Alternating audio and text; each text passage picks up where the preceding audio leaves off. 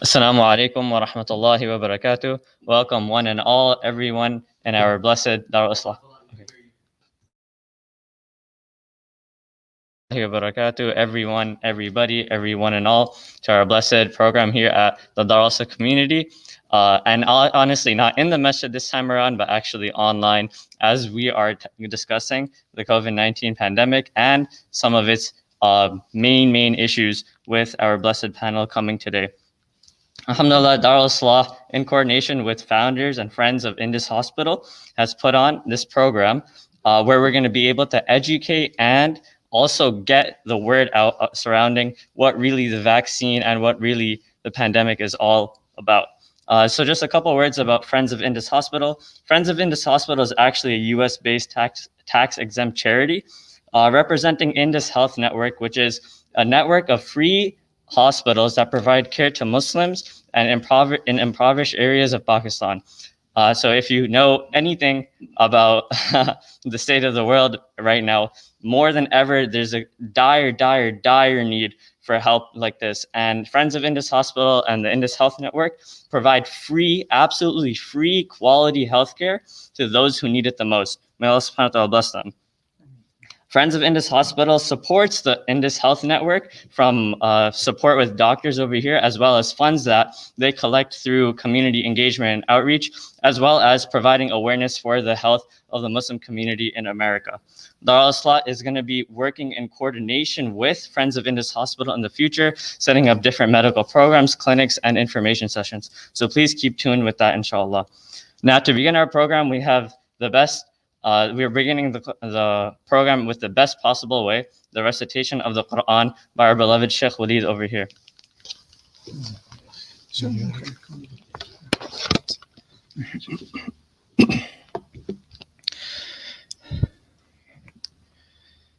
أعوذ بالله من الشيطان الرجيم. بسم الله الرحمن الرحيم. يا أيها الذين آمنوا إن جاءكم فاسق بنبأ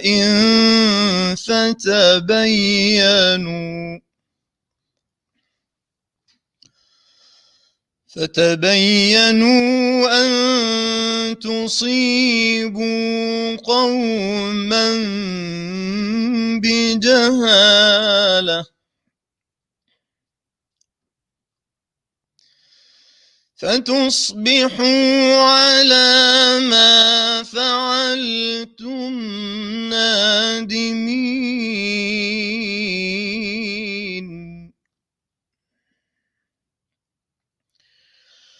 واعلموا أن فيكم رسول الله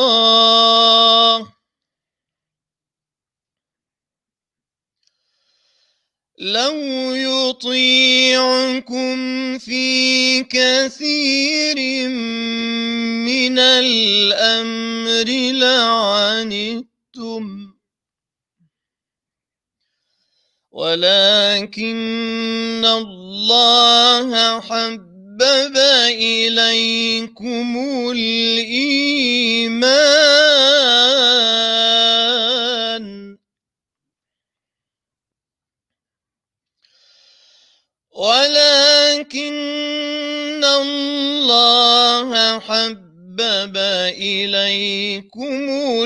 الإيمان وزينه في قلوبكم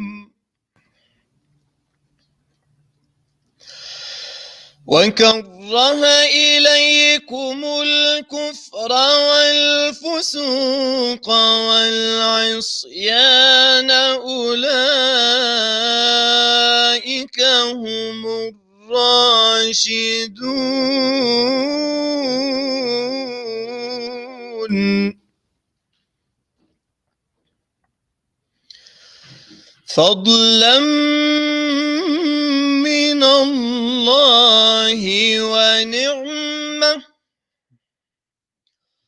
والله عليم حكيم.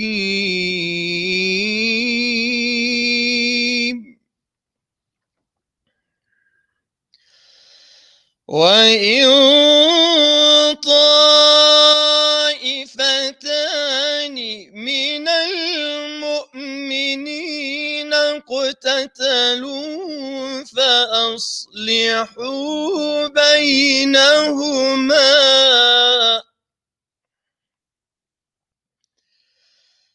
فإن بغت إحداهما على الأخرى فقاتلوا التي تبغي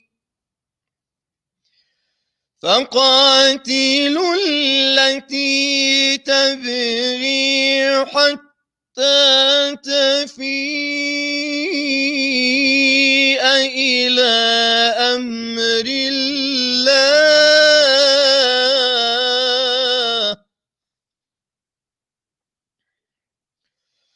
فإن فاءت فأصلحوا بينهما بالعدل وأقسطوا، إن الله يحب المقسطين.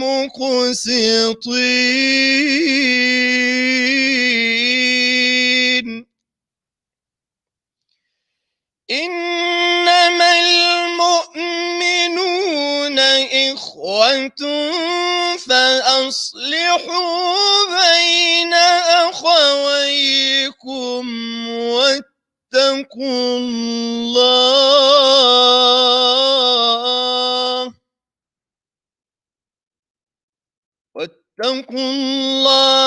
لعلكم ترحمون.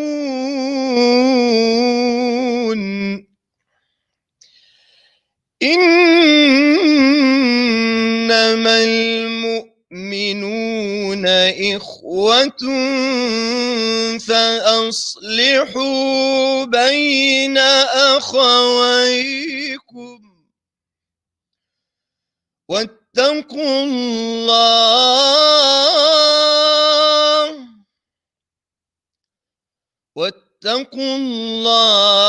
لعلكم ترحمون.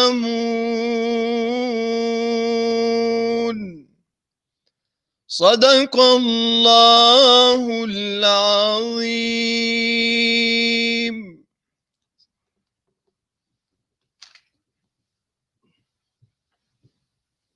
Jazakallahu khair, Sheikh Walid, for those enlightening ayahs, actually from Surah Hujurat, dealing with the spread of false information and countering that through our knowledge and iman.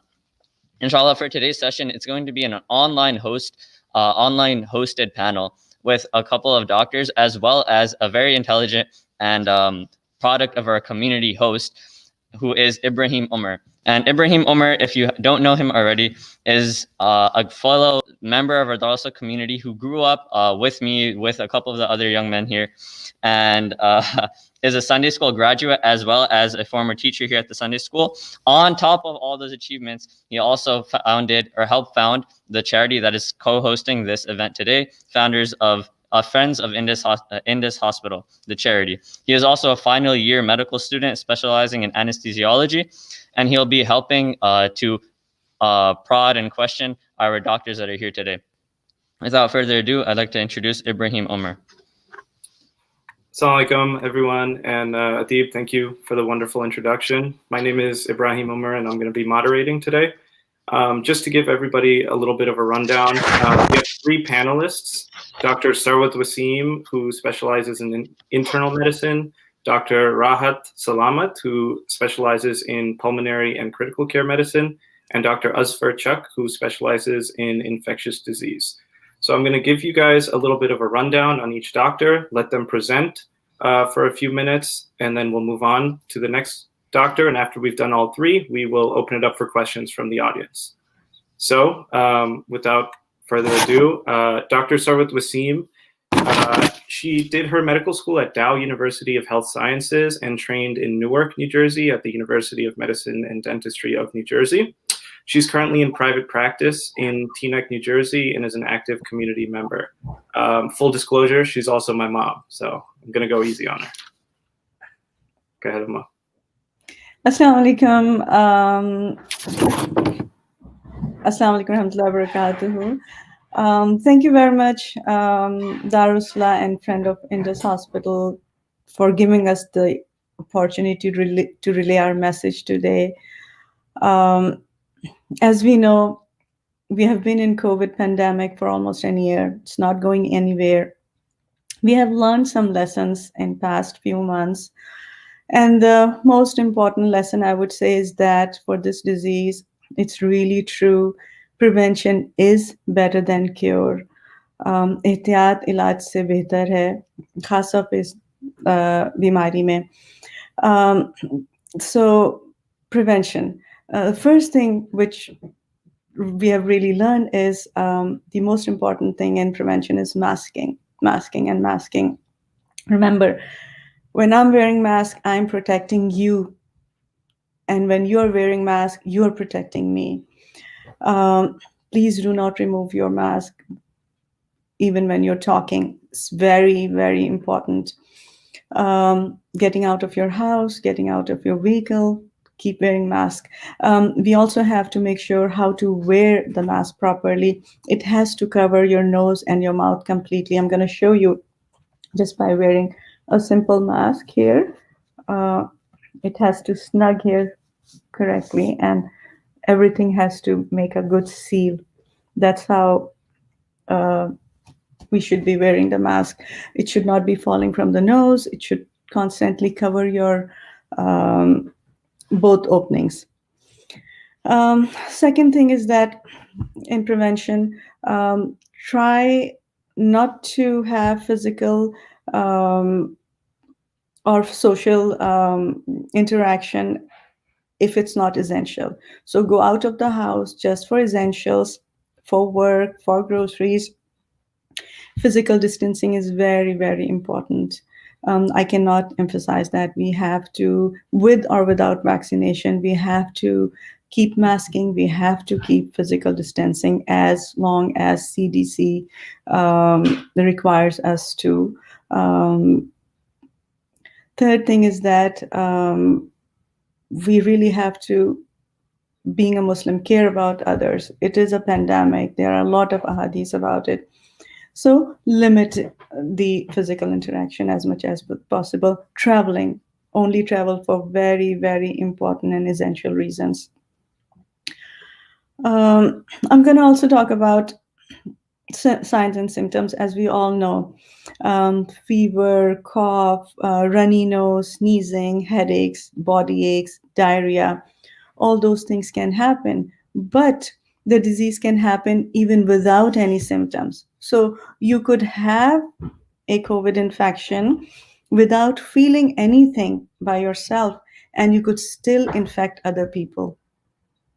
So you have to be very, very careful. Same thing about testing. You can go get tested, and there are several testing sites, but all these tests can be still negative. 20 to 30% of the time they can be negative, while you would still have the disease and you can still infect other people.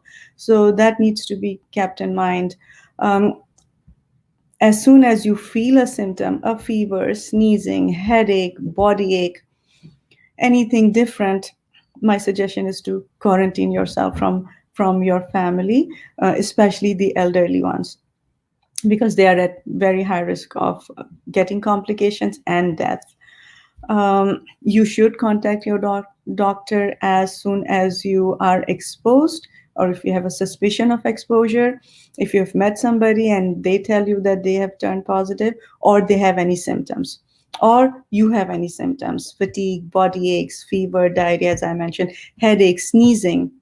We have seen COVID with very mild symptoms of allergies, and people have come out to be positive, and they have infected the whole family, and the whole family had to go through the treatment and quarantine. Um, Basically, my message would be to keep masking, keep physical distancing, get vaccinated. Even with vaccination, after the vaccination, keep wearing mask for as long as it is indicated, as long as it is being instructed. Um, Use a lot of Surah Fatiha.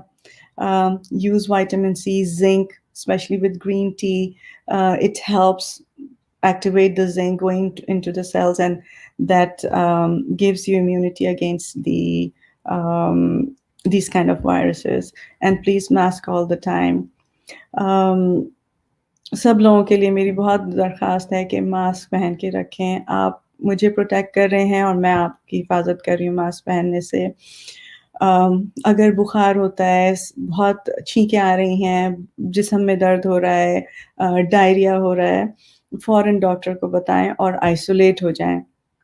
ज़्यादातर infection majority जो है वो लोग ठीक हो जाते हैं, लेकिन डॉक्टर को बता देना अच्छा है. टेस्ट अगर करें तो टेस्ट ज़रूरी नहीं है कि टेस्ट अगर नेगेटिव है तो आपको इन्फेक्शन ना हो. टेस्ट बहुत दफ़ा टेस्ट नेगेटिव होता है, लोगों को इन्फेक्शन होता है. हमारे अस्पताल में बहुत सारे डॉक्टर जो कोविड पेशेंट्स को ट्रीट कर रहे थे, उनके टेस्ट नेगेटिव आए, लेकिन वो इतने बीमार थे, वो बिस्तर में पड़े हुए थे. और दूसरी चीज़ ये है कि अगर कोई साइन सिम्टम्स नहीं है, कोई आपको प्रॉब्लम नहीं हो रही, उसके बावजूद भी कभी-कभी इन्फेक्शन हो सकता है आपको, ख़ास तौर पे अगर आपका एक्सपोजर हो, यानी कि आप किसी से मिले हों जिसको जो कोविड पॉजिटिव था. तो ये हो सकता है कि आपको कुछ भी महसूस ना हो, आपकी बॉडी जो है वो इस इन्फेक्शन को के लिए एंटीबॉडीज़ बना दे, लेकिन आप दूसरों को इन्फेक्शन दे सकते हैं. तो प्लीज़, हदीस हैं भी बहुत मुतअद्दिद इस बारे में. पेंडेमिक अभी चल रही है, लोगों को अपने से कोई मुसीबत में मुब्तला कर देना अच्छी बात नहीं है. इसके बारे में भी हदीस है.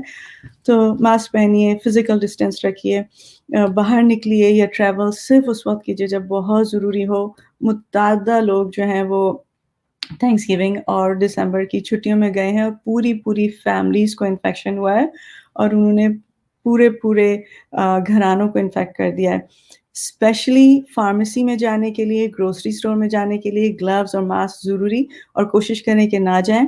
आपकी फार्मेसी अगर डिलीवर कर दे दवाएं तो बहुत अच्छी बात है, उनसे इंसिस्ट करें कि आपको डिलीवर करें या विंडो से पिक करें, ताकि आपको अंदर जाने की ज़रूरत ना पड़े. बहुत बहुत शुक्रिया. फिर और कुछ क्वेश्चंस हो तो मुझसे पूछिए. Thank you so much, Dr. Wasim. I think that's a very important point that, I wear a mask for you, so I would hope that you wear a mask for me. And I think that cannot be stressed enough. So moving on to our next esteemed panelist is Dr. Rahat Salamat. She's a graduate of Allama Iqbal Medical College in Lahore, and she did internal medicine training at St. Joseph's Northwestern Hospital in Illinois, and a pulmonary critical care fellowship at Texas A&M University, where she was also the chief fellow. She worked for a while at Long Island Jewish Medical Center out in New York, and has been at Valley Hospital in Ridgewood, New Jersey since 2012. So, Dr. Salamat, welcome. Assalamu alaikum. Thank you for having us, and I will talk briefly about the inpatient care and when to go to the hospital. Before I dive into that, I just want to bring up a few points about COVID. I just want to mention that this is a new disease, has been really challenging because of multiple reasons. The biggest challenge is that we have had multiple challenges because of multiple reasons. One is we were not ready for it. Two was the environment that we have now. It is very challenging because of the misinformation, disinformation, the rapidity of information which spreads through social media, and also at multiple levels, leadership failure, which failed to give guidance to people, and the spread of the fear, which has made it very challenging for everyone not only the healthcare workers, but the general population and the patients as well. It has been it has led to a long course, and people have developed a pandemic fatigue, which is in itself is a challenge. There is a lot of fear and misinformation, and I think local community events like these should help educate our communities and then take it from there.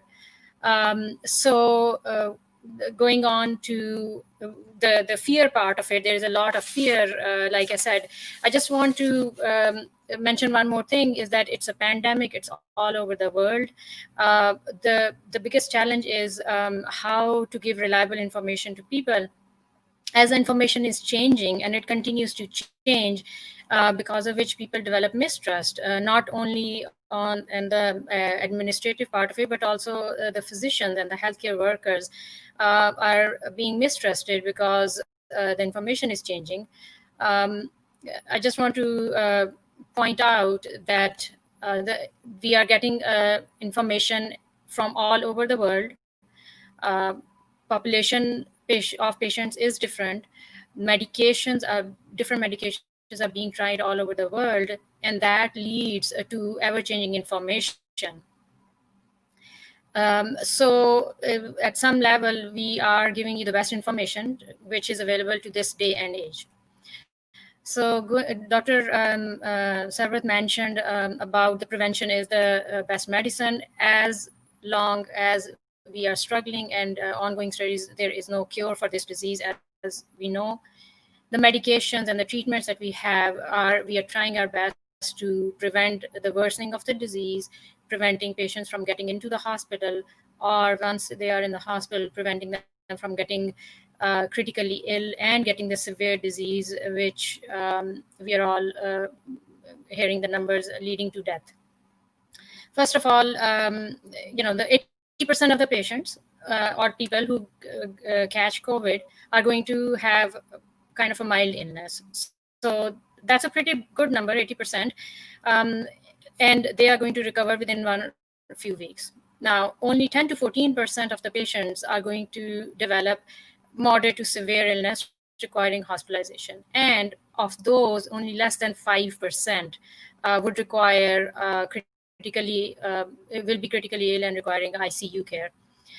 These numbers, again, are estimates, depends upon the patient population. For example, it might be different. For example, in Pakistan, where 80% of the population is under 65 who are active and catching the infection. It is different in Italy, where there are a lot of octogenarians. So more deaths are going to be reported in that country. So mild illness is where you catch an infection, you have cold, flu, cough, fever-like symptoms. You do not have shortness of breath. I would like to stress the most important symptom, which tells us that the infection is getting worse and people are developing pneumonia, is shortness of breath and oxygen is dropping. Basically, the inflammation has reached down from your upper airway or nose down to your lungs, infecting the lungs, causing pneumonia. When to come to the hospital, most important symptom, I would say, is that when you are feeling shortness of breath, you cannot catch your breath, you're having chest pains which don't go away. Those are some of the concerning symptoms, and you should consult your physician. And another important thing we need to know is that people who have risk factors for COVID virus infection include patients who have chronic lung, heart diseases. So high blood pressure, diabetes, being overweight, chronic kidney disease, cancers, being on immunosuppressant or medications which suppress your immunity. Those patients, we want them to be more careful, more look out for these symptoms, and also being more careful isolating themselves. So if you develop shortness of breath, you end up you should be evaluated and consult either outpatient physicians or go to the ER if it is very severe. Once you're in the hospital, we assess in the ER to see if you have mild, moderate, or severe disease. And again, it is defined by if you have developed pneumonia, if your oxygen starts dropping, if you're feeling shortness of breath, those are the big symptoms that we are looking at and define the severity of illness. We start you on medications or we start you on oxygen to decrease the severity of the illness, prevent it from progressing, and hopefully the stay in the hospital, make the stay in the hospital shorter than it's needed to be. These medications, everybody has been hearing about them. There are lots of medications which are being used for treatment and to decrease the severity of the illness, as well as to decrease the hospital stay. Decadron is the most that we have evidence now. Remdesivir is another one. Basically, when you have mild illness, we give you oxygen because there's inflammation in the lungs. You cannot keep up with the amount of oxygen your lungs can take in. And we give certain breathing treatments or breathing inhalers so that you can breathe better. Within a week or so, most patients should be able to go home. 10 to 15%, like I said, or it could, depending upon the population, 20 to 30%, they develop moderate disease, which means they need more oxygen. They might need some machines which are called CPAP or BiPAP, where we give you help breathe with the breathing by a mask. And then, like I said, very few patients, and the numbers have gotten much better since March. Less than 5%, more elderly, more above age 65 to 70, can progress to critical illness where they would need help giving oxygen and putting in on a mechanical ventilator. So that's kind of the progression of the disease. Most of the patients with mild disease, like I said, should recover within approximately 1 or 2 weeks, moderate disease 2 to 3 weeks, and critical illness is going to be prolonged depending upon if they have developed any complications while they were in the hospital or not. It could be anywhere from 3 to 6 weeks. It's a unique disease. It has, we are finding more and more that certain populations like Hispanics, African Americans, they're more at risk of developing, even younger patients sometimes, developing critical illness and complications like heart attack or strokes or blood clots while they're in the hospital. And those obviously would need a prolonged recovery time when they leave the hospital. Another thing briefly, which after they leave the hospital, which I need to mention, there is something called post-COVID syndrome that we are seeing, which means people are required, even when the mild or moderate or severe illness, they are requiring sometimes, or they keep on having symptoms, some vague symptoms. Most common is fatigue or shortness of breath or chest pains. And for that, most places are developing post-COVID clinics. The rehabs are open for patients who have had prolonged hospitalization. So that's kind of the brief overview. There are lots of hospitals which are undergoing trials. So every hospital, every community hospital is undergoing medication trials. We are trying new medications. Some of them work, some of them don't work. So don't be afraid when you're asked to give, to be involved in these trials. Some have been successful, and we have incorporated since March new medications in our medication regimen that we're using inpatient now. So if anybody has any specific questions, I'd be more than happy to answer. Great. Thank you so much, Dr. Salamat, for kind of taking us through your point of view as a critical care and intensive care physician. And I think you raised some good points about, trusting your doctors and not so much social media, as well as pandemic fatigue. So I think we kind of have to remember that it's still going on, it's still dangerous. And as I mentioned earlier, everybody, for the audience, please ask your questions in the text boxes and we will get to them at the end. I see some questions already, so looking forward to getting to those. Our final panelist is Dr. Azfar Chuck. He's a graduate of Ross University. He trained at New York Medical College, where he was the chief resident in 2006 and won multiple teaching awards and has worked on multiple research projects. He's currently the chief of infectious disease at Montefiore Medical Center in Nyack and Good Samaritan Hospital in Suffern, and holds multiple teaching positions. He's also a very active member in the community and is a founding member of the Sakina Institute, which promotes holistic community learning. So, Dr. Chuck, please. Bismillahir Rahmanir Rahim. Jazakallah khair. First of all, I wanted to show my appreciation to the Darul-Islah leadership and the Indus Hospital as well, Indus Foundation, for arranging this very crucial topic. And I'm very thankful for this opportunity. So as just to reiterate what the two eminent panelists had brought up about the emphasis of prevention of this disease. So far, again, it's not over. We're still in the midst of the pandemic. We're in the second wave of the pandemic at this point. We're living 9/11 every single day. We're losing 3,000 people every single day nationwide. You know, there's talk about rationing medical care. You know, there were some instances in California where the EMS was told to not bring patients to the hospital. We were in the same position back in March and April. Our hospitals were overflowing. We just did not have the room to accommodate patients. So again, we're really in that midst of it right now.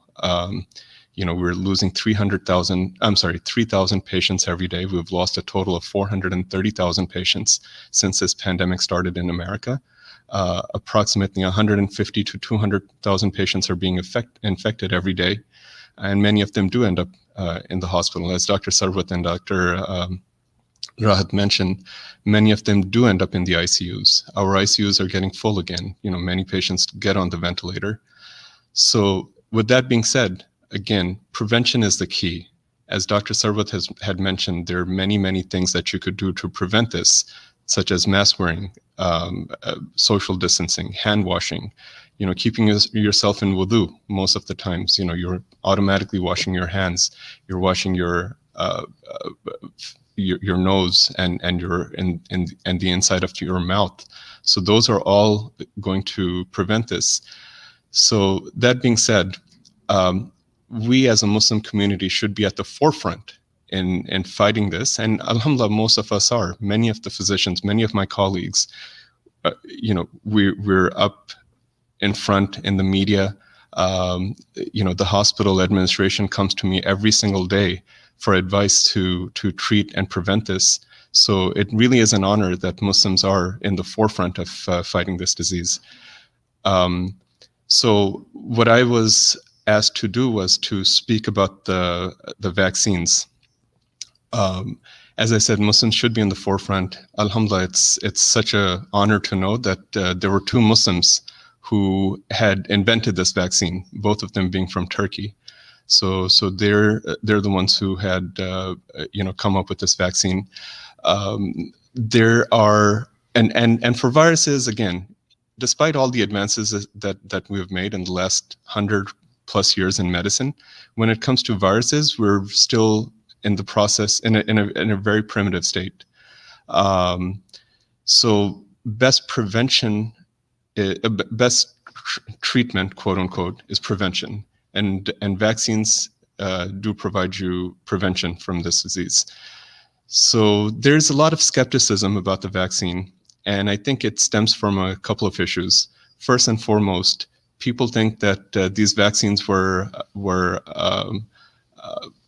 you know, they came in the market very quickly. There was not enough research that was done.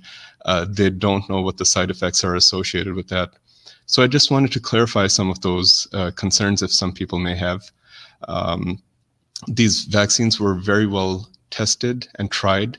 There were at least 70,000 people who had participated in the trial, and they were followed for an extended period of time.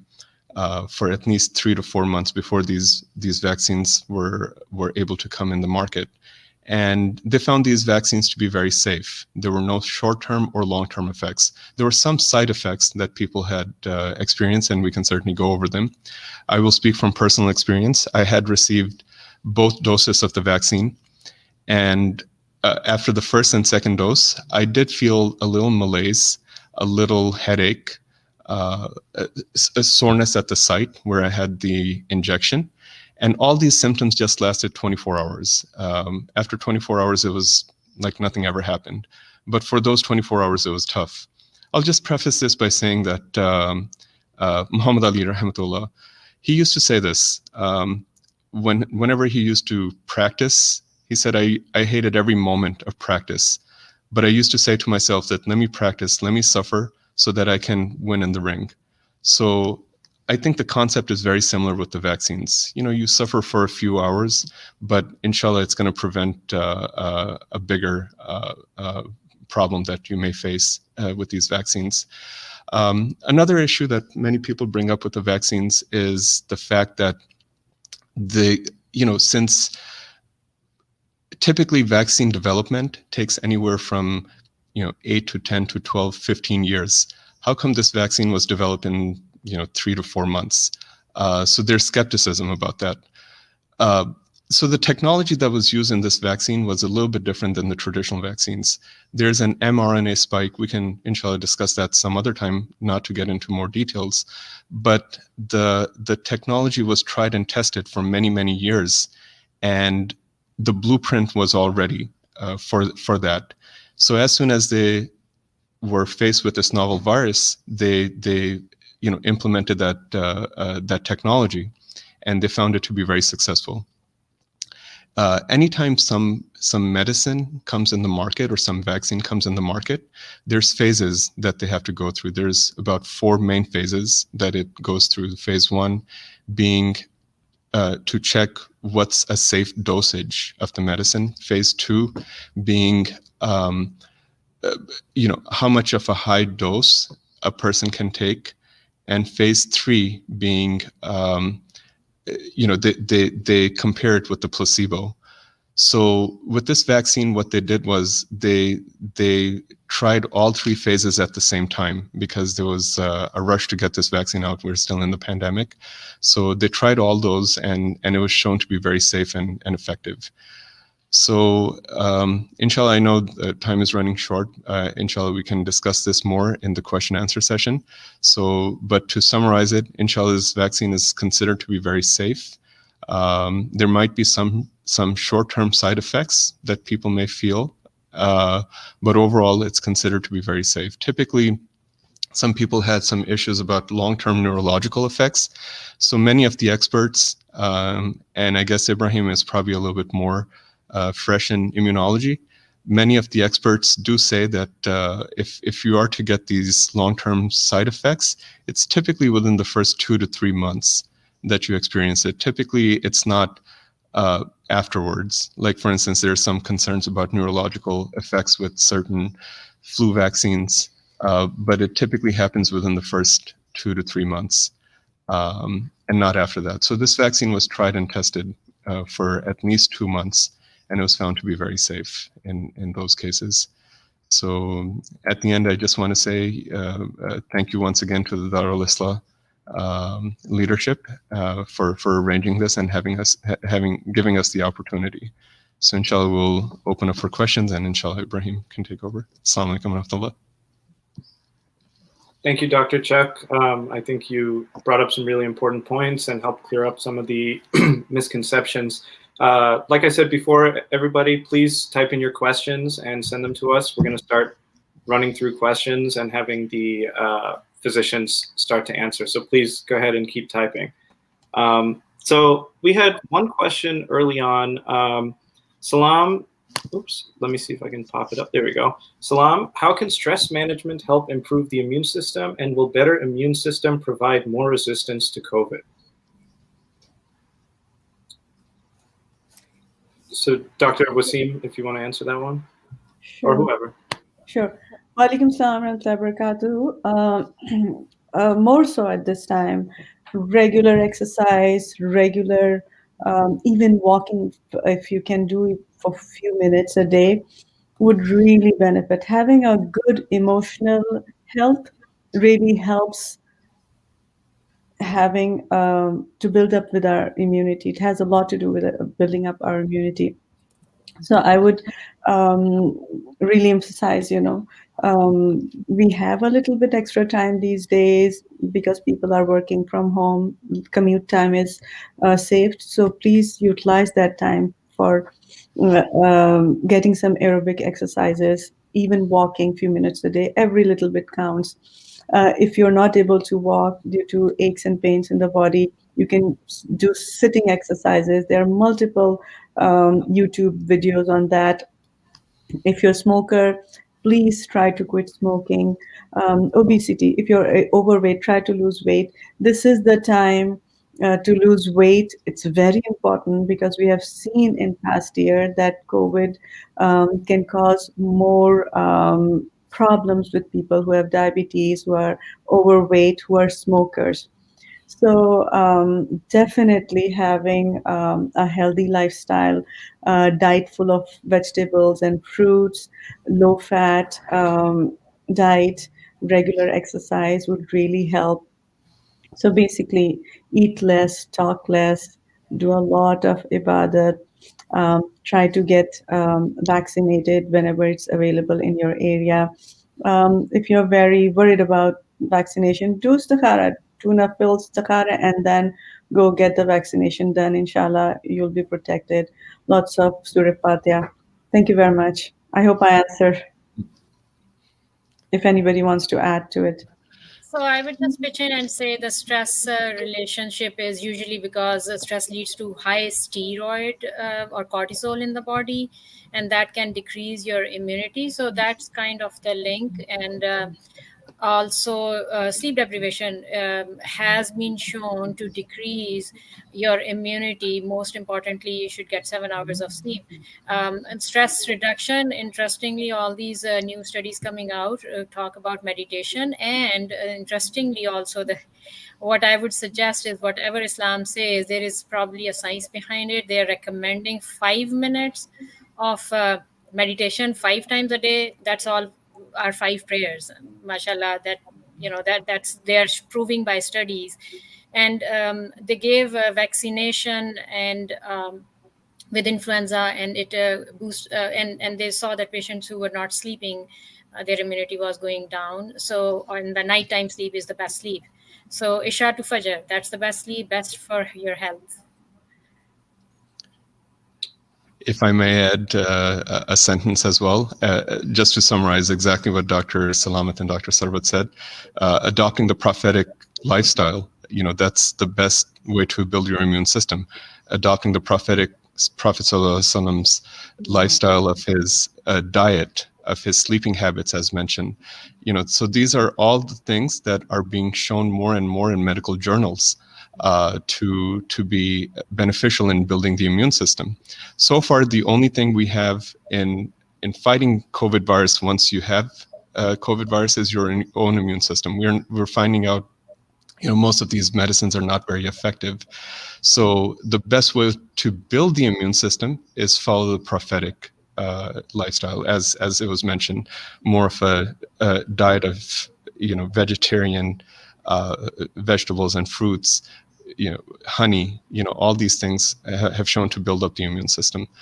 Sleeping on time, meditation, as it was mentioned, doing the salat, maybe even doing the tahajjud on a regular basis, reading the Quran, all these things are certainly shown to be beneficial and reduces the stress and builds the immune system, inshallah. Awesome. So we have another question here. Will buying a pulse oximeter, which is the little clip that goes onto your finger and measures your oxygen saturation machine, help detect lung distress or pulmonary challenge? And do you guys, as the panelists, recommend it? So I can answer that. By the time your oxygen starts dropping, patients would feel shortness of breath. And if they have certain risk factors, I would recommend being evaluated in the hospital and go to the hospital. As far as buying the machine, if we have like certain patients who have chronic obstructive pulmonary disease, we do ask them to buy their machines at home. So if there is somebody who has chronic lung disease, chronic illness, and it might help them detect minor changes. But buying that, I think still not recommended, and it would not change or make any difference, because by the time your oxygen drops, you probably should be in the hospital, going to the hospital. That makes sense. Okay, we have another question here. So we know that government is prioritizing healthcare workers, senior citizens, and at some point the lower risk people will get the vaccine. But is there anything about kids? So inshallah, I can take that. So the vaccine is not studied in kids as of yet. The Pfizer vaccine was studied in people over the age of 16, and Moderna, the two vaccines that are available right now, one from Pfizer, one from Moderna. So Pfizer was only studied in people over the age of 16, and Moderna was studied over the age of 18. So again, we only recommend things that have been tried and tested, things that have science behind it. So again, it's not recommended. They may be part of the next study, but we're not too sure yet. What we're seeing is kids, even if they do get the COVID virus, their symptoms are fairly mild.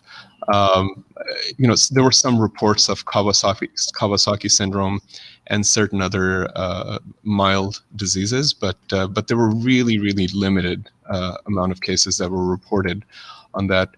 So that being said, it's not yet studied in them. So that's why below the age of 16, we're still not recommending the vaccine as of yet. Okay. And switching gears, Dr. Chuck, if you don't mind answering this one as well. For the elderly, do you recommend one over the other, Pfizer versus Moderna? So the studies that were conducted in both showed same efficacy. They were shown to be about 95% effective, 95% in Pfizer, 94.5 in Moderna, which is an excellent number. Typically, other vaccines have shown to be effective in the 80% range. So these are in the 95%.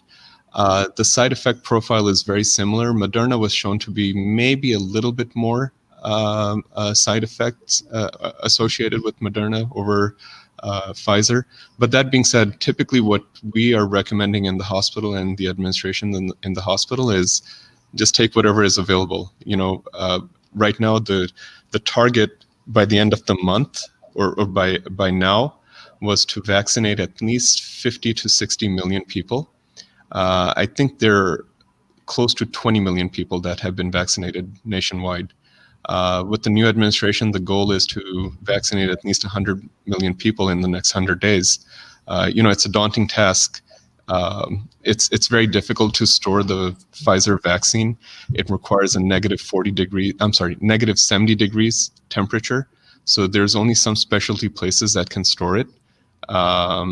So keep that in mind as well. So to summarize, both of the vaccines have shown to be almost equally effective, 95% each.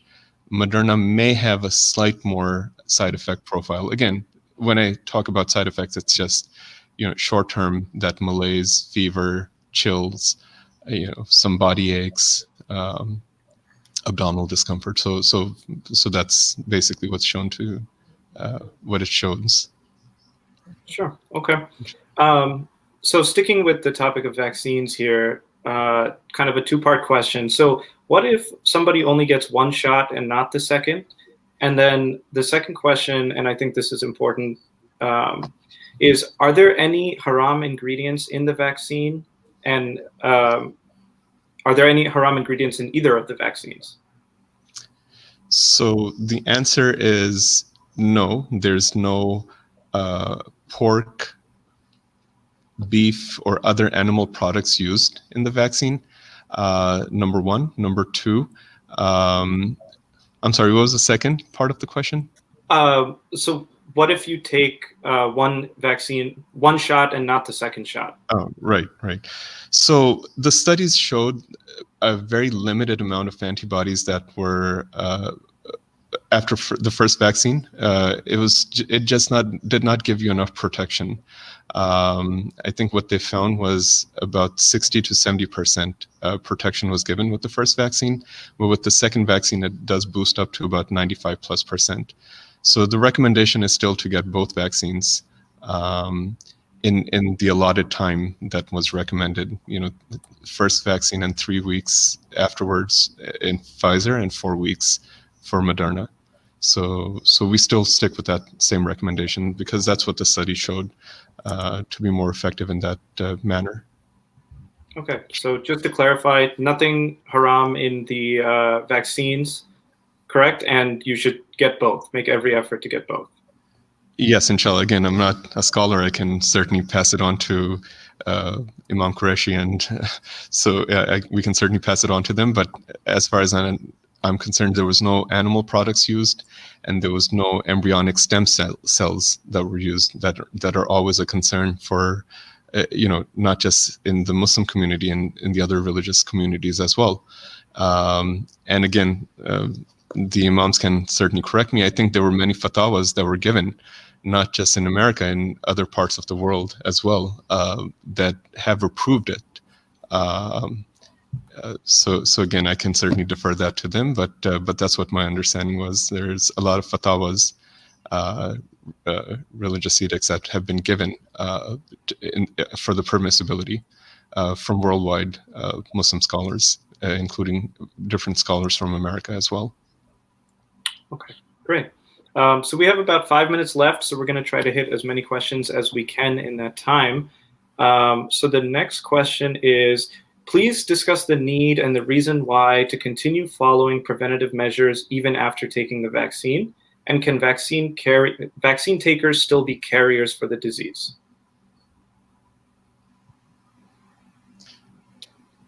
Whoever wants you to. want to take up?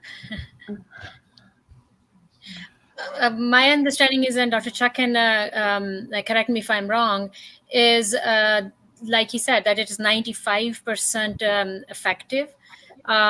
So the short answer is yes, you should continue. And we have not long-term data to see how long these antibodies last. Just like with an acute infection, it lasts only 3 to 6 months. Second reason is that why continue these precautions? Again, you can be asymptomatic and not know about it. We also do not have enough information yet about reinfection. So for all those reasons, until we have more information, we should continue to practice and basically try to protect others from, getting, especially our elderly. Exactly, and just to add to that, that's exactly the reason. But just to add to that, the only way this vaccine is going to be effective is if at least 75 to 80% of the population does receive it. So again, it's a daunting task, right? So that means about 250 million people would have to get vaccinated in America for this to be effective. So even after you get the vaccine, you can still be a carrier, as Dr. Rahat had just mentioned. You can still have some particles of the virus that can be spread to the other people. So the vaccine will protect you, but it may not protect person X that you're going to interact with. So they will be certainly at a risk until 80% of the population at least gets vaccinated. That risk is going to persist. For the population. So till then, and also exactly what Dr. Rahat said, we're not too sure if this would be like the flu vaccine, which you take every year, or if it would be like the tetanus vaccine that's recommended taking every 10 years, or if it would be like, the polio or the measles, mumps, rubella that you take once and you build immunity for the whole entire life. So we're just not too sure as of yet how long that immunity will last. So again, this virus has only been out for 10 months, and this vaccine has only been out for about 6. So we're still studying that. So till then, we still recommend it, all the preventive measures.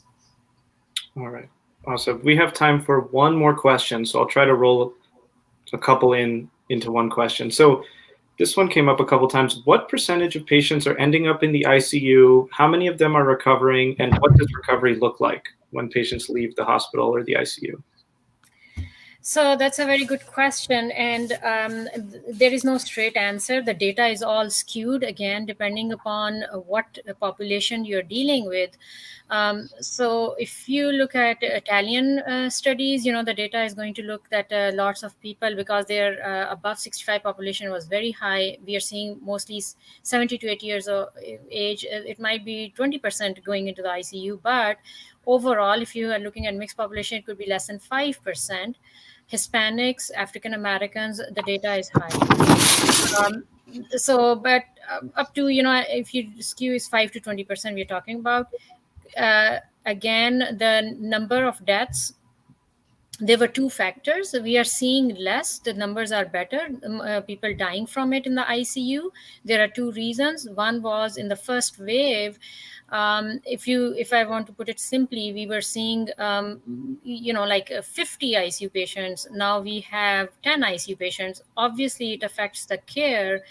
And compared to when you're taking care of 50 patients. So that skewed the data. Some data said that it was 80% mortality once they went up on the ventilator, which means that 80% of people who died when they were on the ventilator. There were multiple reasons and factors. Without going into the detail, now some data is coming up that that number has reduced to 50 to 70%.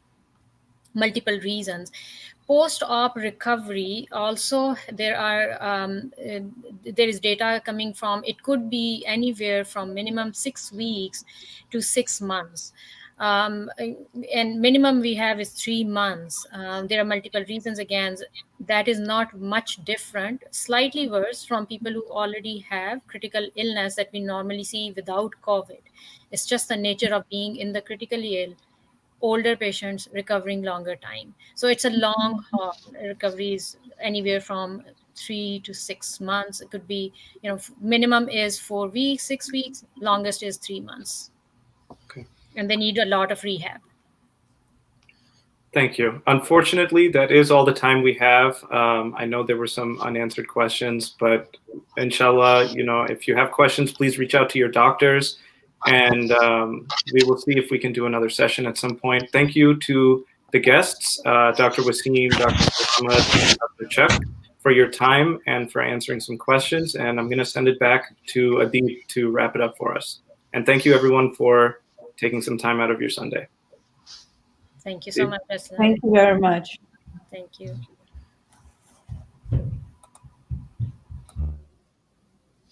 Jazakallahu khair, all the doctors, Dr. Rahat, Dr. Asfar, Dr. Sarwat, and also Ibrahim for very eloquently asking these questions and concerns that our community has. Alongside with the protection that the vaccine offers, we also first and foremost always turn to Allah subhanahu wa ta'ala. And so we have our blessed shuyukh here as well. And inshallah, Imam Saeed will be giving a short dua to inshallah protect us, spiritually as well as the benefits and blessings that Dr. Asfar mentioned with regards to keeping us spiritually engaged and spiritually healthy as well. So without further ado, Imam Saeed Qureshi.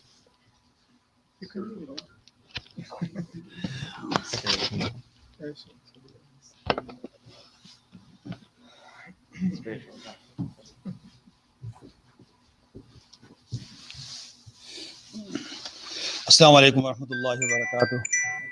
Before I pray or make dua, I would like to mention that I have received a vaccine myself already, and that I wouldn't have done it if I had any doubt that it is not allowed or there is any haram ingredients in that vaccination.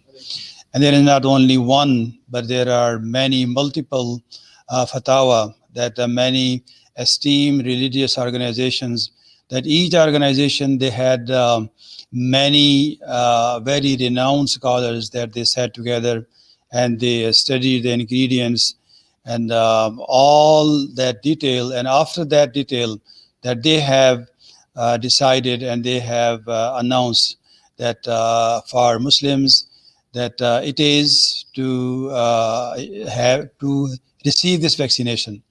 As these esteemed panelists have mentioned as well, that Muslims, that they used to be in forefront of all this medical and medicine advances.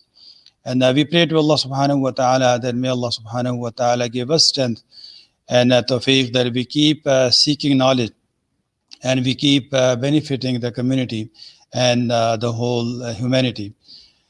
And I thank all the panelists, Dr. Wasim and Dr. Chuck and Dr. Rahat, for sparing time for the community. May Allah subhanahu wa ta'ala reward them.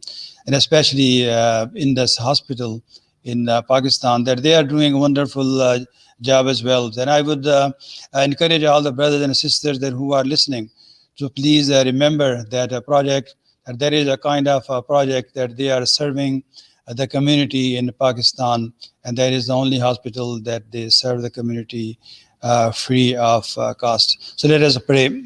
Allahumma ربنا آتنا في الدنيا حسنة وفي الآخرة حسنة وقنا عذاب النار. اللهم يا ربنا لك الحمد كما ينبغي لجلال وجهك ولعظيم سلطانك. سبحانك اللهم لا نحصي ثناء عليك أنت كما أثنيت على نفسك. Allah subhanahu wa ta'ala, that everything that we have in our life, that is a test for us. And Allah subhanahu wa ta'ala has sent this pandemic for our test. And we may ask Allah subhanahu wa ta'ala that may Allah subhanahu wa ta'ala give us a strength and tawfiq and a knowledge that we use this opportunity and this test as to be closer to Allah subhanahu wa ta'ala. Every test, it brings a new experience for all of us. We pray that may Allah subhanahu wa ta'ala, that because of that experience, help us to be closer to Him and worship Allah subhanahu wa ta'ala more. That one thing that we prevent as have prevention, as this is sunnah of the Prophet sallallahu alaihi wasallam. And the second thing is that if there is any medication available, that we use that medication, that is sunnah of the Prophet sallallahu alaihi wasallam. So we pray to Allah subhanahu wa ta'ala that may Allah subhanahu wa ta'ala open our minds and our hearts to the sunnah of the Prophet sallallahu alaihi wasallam. And may Allah subhanahu wa ta'ala protect us from this pandemic. And those that who have been infected, may Allah subhanahu wa ta'ala cure them. And those who are safe, may Allah subhanahu wa ta'ala keep them protected. اللهم اشف مرضانا ومرضى المسلمين. اللهم يا شافي الأمراض اشفهم شفاء لا يغادر سقما. اللهم إنا نعوذ بك من سيء الأسقام. اللهم ادفع عنا البلاء والوباء. اللهم احفظنا وأنت خير الحافظين. ربنا تقبل منا إنك أنت السميع العليم وتب علينا إنك أنت التواب الرحيم. وصلى الله تعالى على خير خلقه محمد وآله وأصحابه أجمعين برحمتك يا أرحم الراحمين. آمين. बहुत शुक्रिया आपका.